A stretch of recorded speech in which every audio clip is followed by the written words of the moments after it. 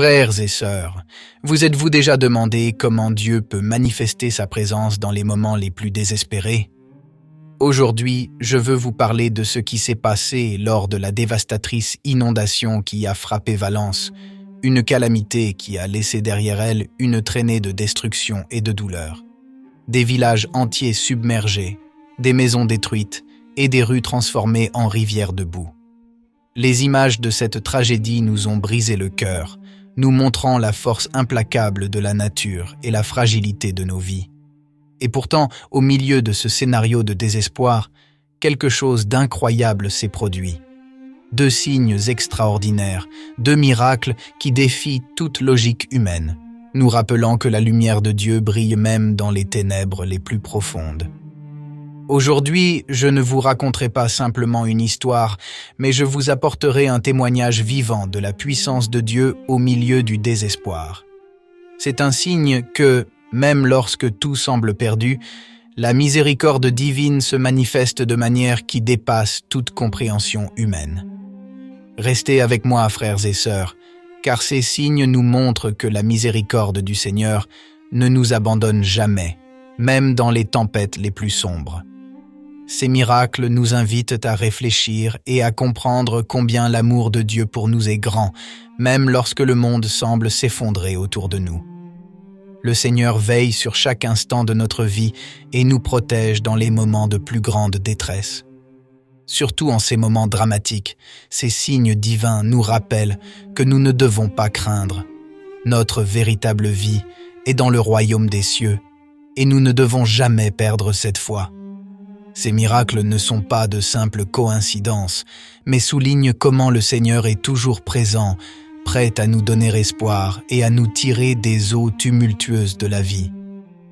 Le premier miracle a eu lieu dans la paroisse de Saint-Antoine de Padoue, à Catarroja, l'une des zones les plus dévastées par les inondations à Valence. Au milieu de la boue et des débris, l'église est restée intacte, telle une oasis de paix au milieu de la destruction. Le curé, Fran Martinez, n'a aucun doute. C'était l'intercession de Saint Pio de Pietrelcina, dont une relique avait été accueillie avec dévotion dans la paroisse quelques semaines plus tôt. Blanca Llantada, témoin oculaire, montre dans la vidéo la dévastation environnante. Des rues envahies par la boue, des bâtiments détruits, et puis, comme un phare dans la nuit, l'église Saint-Antoine, complètement sèche. L'eau n'a même pas touché le verre, témoigne Blanca. Regardez, elle est restée intacte, pas une goutte n'est entrée ici. 2 semaines auparavant, certains fidèles de la paroisse avaient effectué un pèlerinage à Medjugorje, où ils avaient reçu une relique du sang de Padre Pio, un don qui brille maintenant comme un signe de protection. Au milieu de la destruction, la paroisse est devenue un symbole d'espoir et un témoignage vivant du pouvoir de l'intercession des saints. Comme une arche dans le déluge, elle a résisté aux eaux, nous rappelant que, lorsque Dieu est avec nous, aucun mal ne peut nous submerger. Le curé Fran Martinez a également raconté comment de nombreux paroissiens ont vécu cette expérience comme un véritable signe de la présence de Dieu, et comment la communauté s'est rassemblée en prière pour remercier Saint Pio de les avoir protégés en ce moment difficile.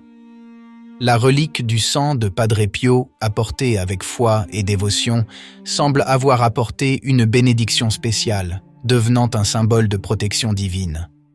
Cela nous enseigne que la foi, lorsqu'elle est vécue avec un cœur ouvert, peut véritablement apporter des miracles dans nos vies, surtout dans les moments de plus grand besoin.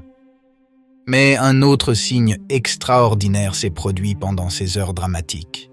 Dans un autre lieu frappé par la furie des eaux, un signe encore plus profond nous attendait. Dans la sacristie de l'église Saint-Raymond à Paiporta, l'une des zones les plus touchées par les pluies torrentielles, une vidéo a été tournée et a fait le tour du monde.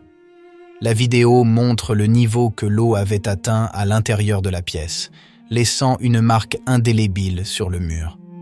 Mais sur une table, frères et sœurs, il y a quelque chose d'incroyable. Un corporal, le tissu liturgique sur lequel repose le corps du Christ pendant la Sainte Messe, est resté intact, malgré l'inondation. Comprenez-vous ce que cela signifie ? Le corporal est le symbole du suaire du Christ, le tissu dans lequel Jésus a été enveloppé dans le tombeau.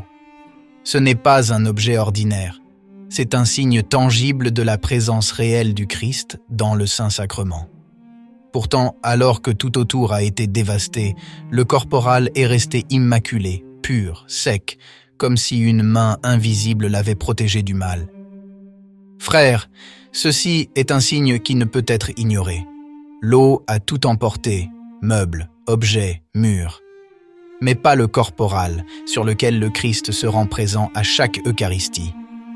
Dieu nous parle à travers ces signes, nous disant que, même lorsque tout semble perdu, sa présence est toujours là, à nos côtés, prête à nous protéger et à nous rappeler que sa grâce est plus puissante que n'importe quelle tempête. Ces miracles nous enseignent que la foi n'est jamais vaine. Même lorsque nous sommes entourés par la destruction, même lorsque les tempêtes de la vie nous submergent, le Seigneur est avec nous. L'église Saint-Antoine restée intacte et le corporal miraculeux sont des signes puissants de la présence divine, nous invitant à rester fermes dans la foi. La puissance de Dieu ne connaît pas de limites, et aujourd'hui ces miracles sont une invitation à croire plus profondément, à ne jamais perdre espoir et à voir qu'au milieu du chaos, Dieu est à l'œuvre, toujours. Amen.